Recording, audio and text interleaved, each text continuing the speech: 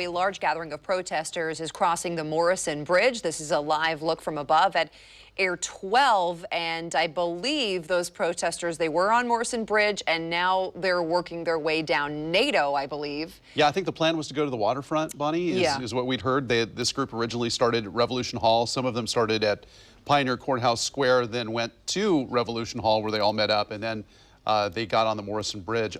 I think we can go to some of that video if we can, of what it looked like. Take a look at the size of the crowd tonight. Wow. Now, it says earlier tonight it was, but this is only about 5 minutes ago. And you can tell just how many people have turned out for this protest.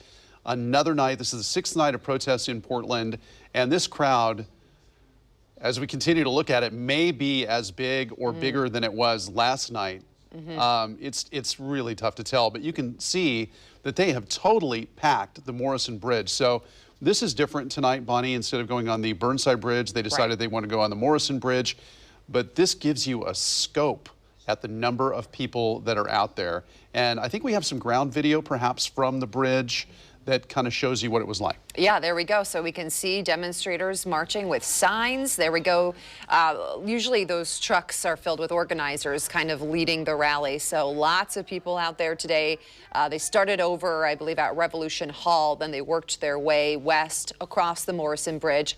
And now I believe they're headed to Pioneer Courthouse Square. And that's really the area where we've seen these groups gathering. Here's actually a live look from Portland's living room, Pioneer Courthouse Square right there. So we can see another group has gathered there. So we'll see if these two groups come together soon. Right. So could be the waterfront, could be Pioneer Square, could be the Justice Center at some point tonight. We'll tell you a little bit about why they may be able to get closer as well.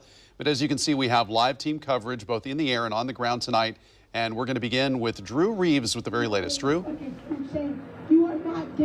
Yeah, we're down on NATO Parkway, and this group is making its way. We were with that group that started over at Pioneer Courthouse Square and then started moving to Revolution Hall and then have made our way down here. This is an absolutely massive group that is moving down NATO Parkway right now. From where we are, we can see that there are still people who haven't even gotten across the Morrison Bridge yet. So I can't even estimate how many thousand people are a part of this group. It is an absolutely massive group. We've seen a truck of several people kind of leading this group. They've been leading them through this demonstration. At one point, as we were going across the Morrison Bridge, they had everybody get down on their knees and put their hands up. And they stayed that way for about 8 to 9 minutes, that time that George Floyd was on the ground, kind of as a demonstration to show what it's like to be on the ground for that long, on your knees with your hands up. They had everybody out here doing it. Again, a very, very large crowd making its way down NATO Parkway. At this point, I'm not exactly sure, as you guys were saying, what the destination is, but they were mentioning marching down to the waterfront. So we believe the destination might be somewhere down here. But again, just a very, very large group. You can see the signs that they're holding. I can't breathe. Black Lives Matter. Moving its way across NATO Parkway. And now we're far enough ahead. I can't see, but it still looks like there are people on the Morrison Bridge. So again, just a very, very large crowd out here. Yeah, Drew, thank you. This is a live look, just so you know, of the Morrison Bridge, and we can see quite a big crowd working their way, I believe, off the bridge. Yeah. So, yeah, they're working their way off there. And I believe we have another reporter on the ground, our John Hendricks. John, can you tell us where you are right now and what you're seeing out there?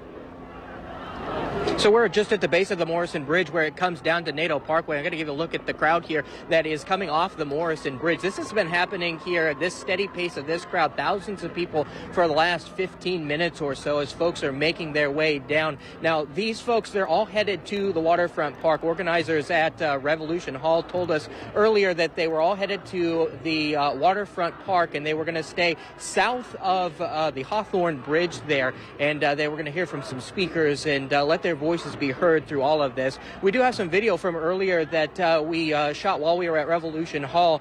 They had brought out a PA system. This is the first night that they had brought out a PA system, and they said they wanted to make sure that their voices were heard by everyone. They also said that the weather outside was nice this evening, saying that the universe understands that Black lives do matter. Now, the road today was down over the Hawthorne Bridge, as we saw here earlier today, and at one point they all stopped and got on their knees, put their hands in the air, and they were listening to a speaker in that area. And after several minutes on the Morrison Bridge there, they got up, and they have then made their way in. The thousands of people here. Haven't seen anything like this in Portland since maybe the Women's March of 2016, when there were tens of thousands of people marching through downtown Portland. So give you some perspective, when we covered that, this crowd size, it seems similar in size because it just keeps going. If we can bring it back out here live as folks are making their way this direction towards the waterfront, it's going to be packed in there pretty tight.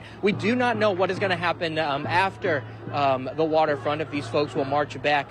One thing that they did say at Revolution Hall was that they were going to be changing up their route and their destination each evening, and wanted to get to different parts of Portland to make sure that their voices were heard by everybody in the Rose City. We're going to keep an eye on the crowd from kind of the tail end of this protest here this evening, and we'll send it back to you.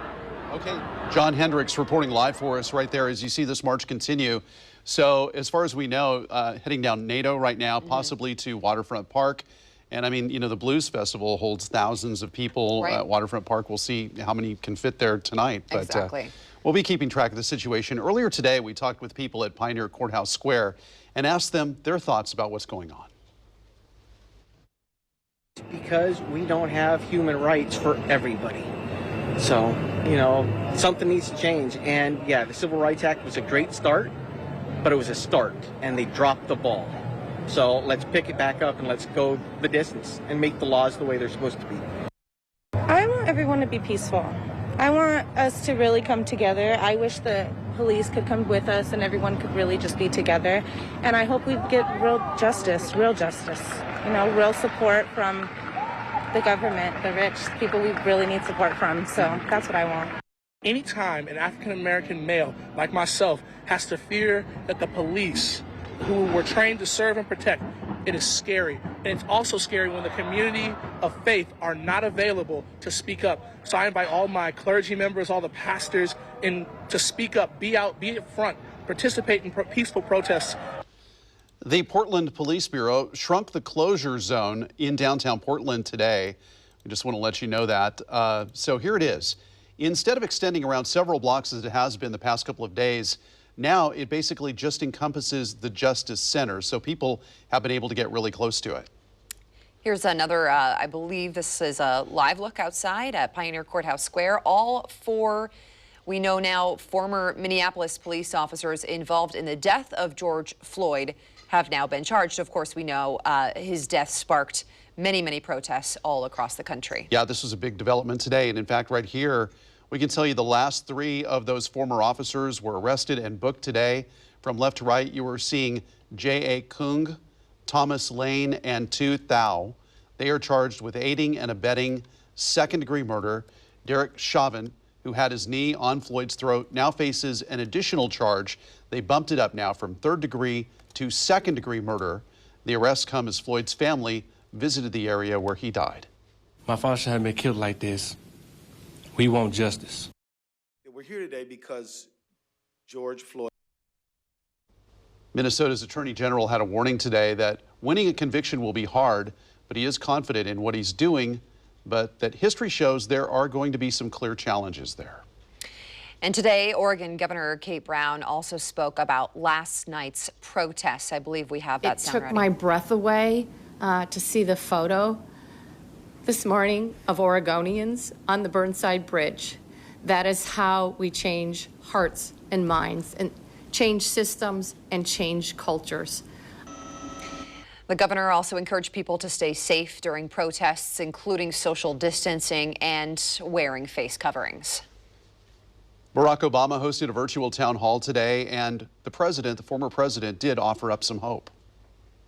in some ways, as tragic as these past few weeks have been, as difficult and scary and uncertain as they've been, they've also been an incredible opportunity for people to be awakened to some of these underlying trends. And they offer an opportunity for us to all work together to tackle them, to take them on, to change America and make it live up to its highest ideals. And part of what's made me so hopeful is the fact that so many young people have been galvanized and activated and motivated and mobilized. Because historically, so much of the progress that we've made in our society has been because of young people.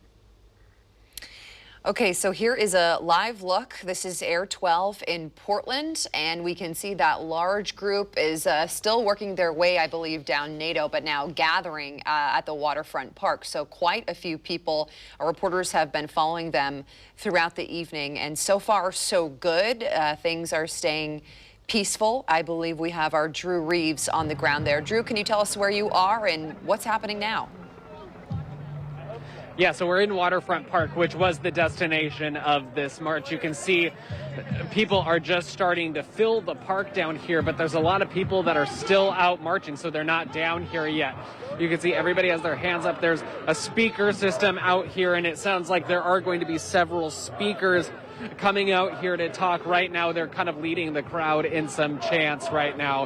It was just hands up, don't shoot. Now it says... now they're saying, say his name, George Floyd. But a lot of people still filling up the park out here.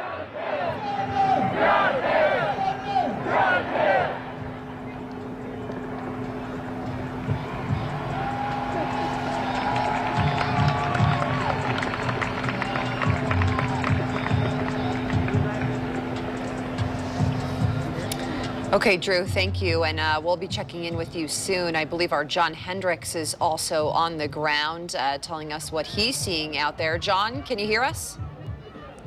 Yeah, Bonnie, I can hear you guys just perfect. The tail end of this group is right now coming off of the Morrison Bridge, headed down NATO Parkway right now. I give you a live look here at all of these folks coming off of the bridge. This group numbering in the thousands. It would be safe to say maybe tens of thousands as these folks are coming off of this. This has been a steady line of people who have been making their way from Revolution Hall on the southeast side of Portland over the Morrison Bridge and now headed to the waterfront right now.